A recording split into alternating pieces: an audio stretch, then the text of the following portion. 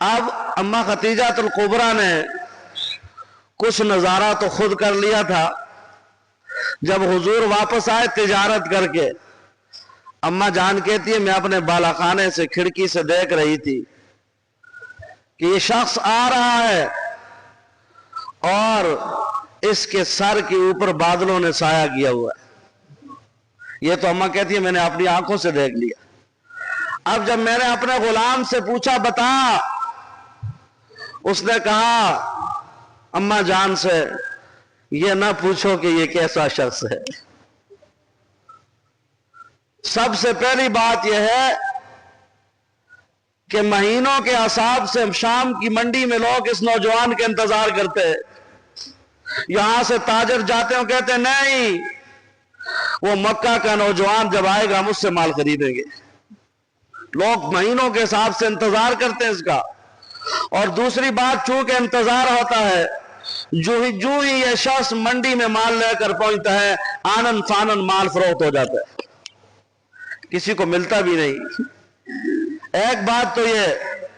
दूसरी बात यह है, इस शख्स के साथ जितना चलते रहो थकावट नहीं होती। जितना चलते रहो थकावट नहीं होती।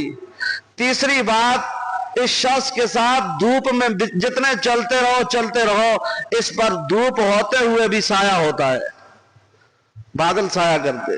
तीसरी बात, ये शख्स झूठ नहीं बोलता और अपने माल की तारीफ, अपने माल की पूरा बाजार गांव ऐसा तो माल ना मिलती आस्ते ताजर कर दें तारीफा ना, सवाल ही नहीं पैदा होता। जुड़ो जरा बाजार में फिर आओ, हाँ जी की किस आर्डर का बड़ाल करने दो ना, तारीफ नहीं करता अपने माल की। अगर माल सही है तो कहता है ये सामने है, इस माल में ये नुक्स है, इस माल में ये नुक्स है, और इस माल में ये फायदा है। फायदा भी बता देता है, नुक्स भी बता देता है।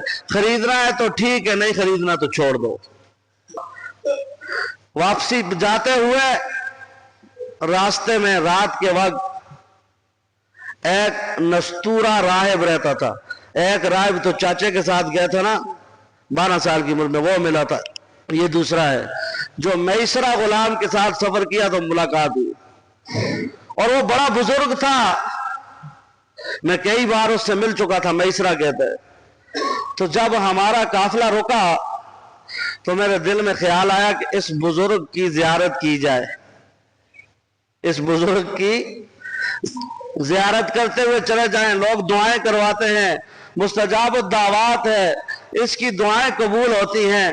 ऐसे करते हैं, रोग तो वैसे भी गए, चलो इसकी जियारत भी कर लेते हैं और इससे दुआ भी करवा लेते हैं। लेकिन अम्मा जान से कहने लगा, वहां मैंने अजीब नजारा देखा, वो राहिब हमारी जियारत करने के लिए खुद आ गया। मैं नहीं गया, ना मेरा साथी मोहम्मद गया सल्लल्लाहु अलैहि वसल्लम। जो ही राहिब की नजर हमारे ऊपर पड़ी तो वो हमारी जियारत करने के लिए खुद आ गया, और पहुंचते उसने कहा इस शख्स का नाम मोहम्मद है। कहा मोहम्मद है।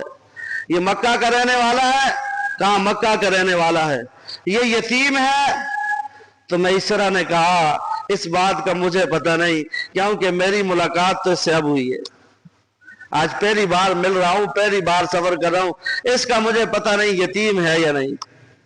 तो मैसरा गुलाम अम्मा जान से कहता है कि वो शख्स, वो राहिब, नस्तूरा राहिब मेरे बजाय हुजूर से मुखातब हुआ सल्लल्लाहु अलैहि वसल्लम, और पूछने लगा तेरा नाम मोहम्मद है? आका मेरा नाम मोहम्मद है।